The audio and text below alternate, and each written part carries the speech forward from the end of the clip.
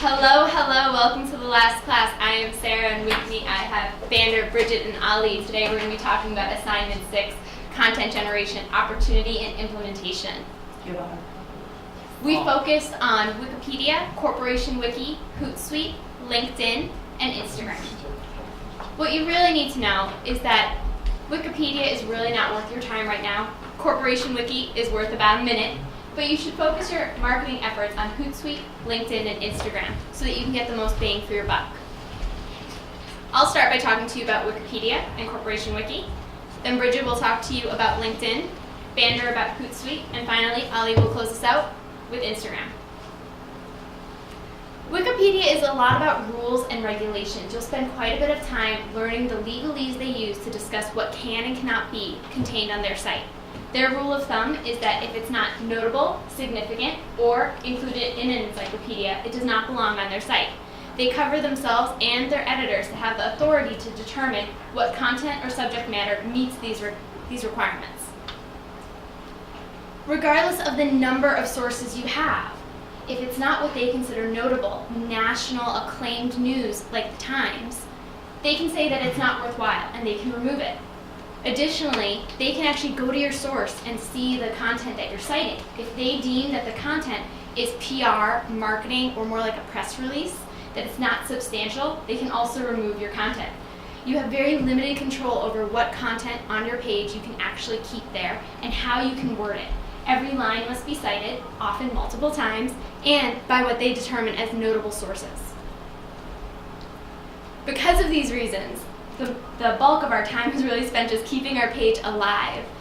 Every time we created it, it was deleted. We updated, content was deleted again. Their editors have autonomy to make these decisions, and they're very subjective.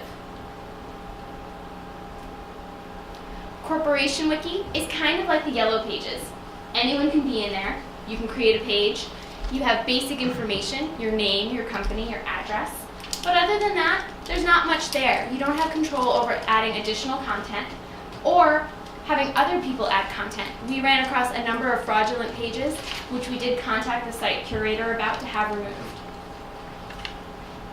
Lastly, neither of these sites allow for much metrics, so you can't really tell the impact that you're having. Wikipedia does not allow you to link to outside sources unless you're what they deem a notable company. Unfortunately, Bambuser, while it is growing and coming up in the ranks, it's not deemed notable by the mainstream market just yet. Further, they do not allow you to connect with metrics offerings from other third-party sites, so you can't go to another site and see the impact that you're having. So we're not really sure if consumers or distributors are going to either of these pages and then going to Bambuser. Next, Bridget will talk to you about LinkedIn. So we did have success with LinkedIn. As part of our implementation, we established a Bambuser page, and as you can see, it solidifies a presence to the business community. It also shows the people behind the company, and most importantly, it's a way in which you can link in with other B2B contacts. So where we had the greatest success was the LinkedIn groups, and basically any topic you can think of has a group on LinkedIn. There's groups for green initiatives, women in business, baby products associations, expo organizers, and we joined them all. And our reason for doing that was to get our message out there. So the way that we went about doing that was contributing to group pages, responding to questions, and just kind of establishing ourselves as a thought leader. And that is the way to use LinkedIn. You really don't want to be spamming the site with promotions to sell your product, because that's not what the site is for. It's for B2B connections. You want to be discussing industry topics, things that will connect you to other like-minded companies or retailers, anything that will further your professional and business reach. And the added bonus for LinkedIn group pages is that if you are providing thought-provoking content, if you are contributing to group discussions, these will be emailed out to all the group members daily. So if you can really engage the community and you're seen as someone who's really active in these discussions, you really do have a very far reach. One thing we sort of played around with was the polling feature on LinkedIn. This had the most analytic capabilities, but you really, again, have to have something that's going to catch people's attention. We posted a general question about, people's purchasing decisions when it comes to environmental products. We had 16 responses.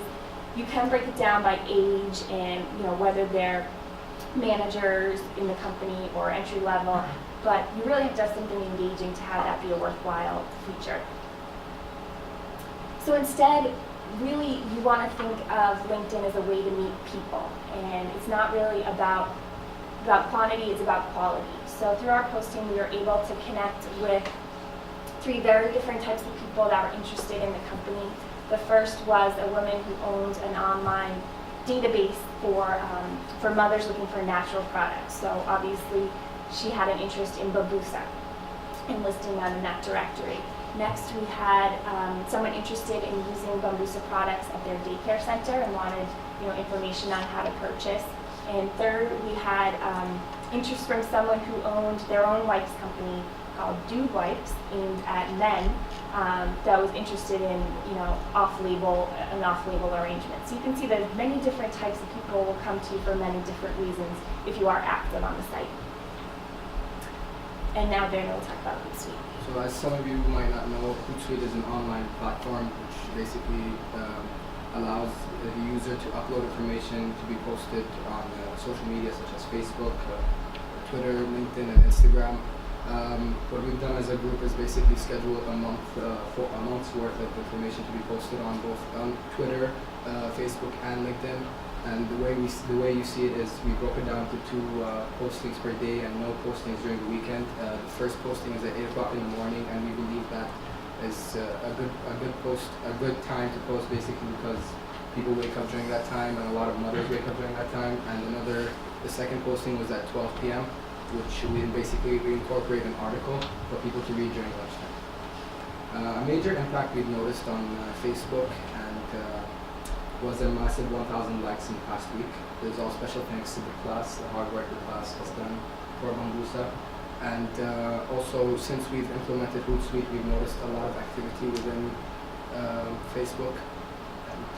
And moving on to Twitter, there also has been activity, not as much as Facebook, but still positive results. And we've noticed that even though the majority of the users, majority of the likes come from within the United States, there are also likes coming from Singapore, the UK, Australia, and China. So that's probably a potential market Bambusa can look at. Now Ali will go ahead and talk about Instagram. So 2 weeks ago we created an Instagram page. Basically we created it from scratch with 0 followers. We posted pictures of products, we posted pictures of the photo shoot we had, and we embraced the concept of hashtags. We hashtagged everything from eco-baby, baby wipes, vegan, and mothers to be, just to get as many new followers as we can. These have nothing to do with the Facebook or Twitter followers.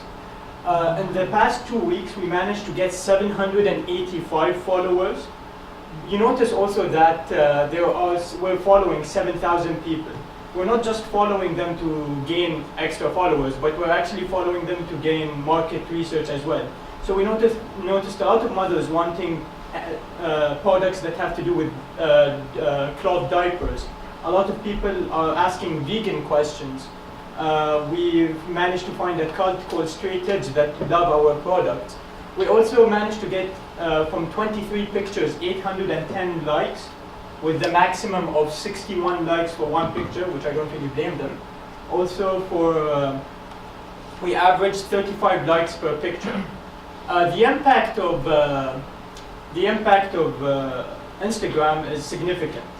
Not only it does generate traffic to the website, as you can see, people are asking us questions whether it's the product is getting tested on animals or not.